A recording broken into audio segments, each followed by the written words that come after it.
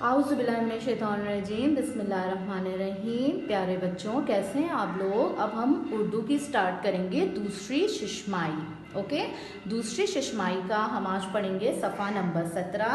आज तारीख क्या है हमारी? 10, 12, 20। ठीक है, और आप लोग देखें सफ़ा नंबर 17 पे क्या बना हुआ है, इधर क्या व्यू दिया हुआ है, क्या मंजर है? साहिले समंदर। क्या दिख रहा है इधर?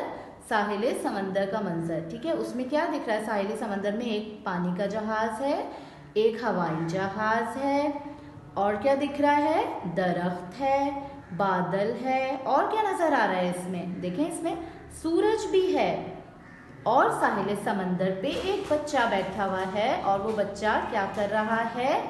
आड़ी टेढ़ी तिरछी लकीरें खींच रहा है। देखें क्या कर रहा है ये बच्चा?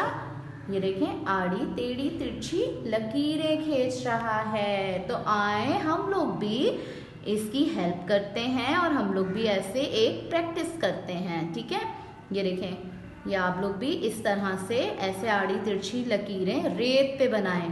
ये देखिए, रेत पे ये बच्चा बना रहा है ना, आप लोग भी रेत पे बनाएं और इसकी प्रैक्टिस करें, और अच्छा सा ये पेज का काम कीजिए। ओके बच्चों, अल्लाह हाफिज़।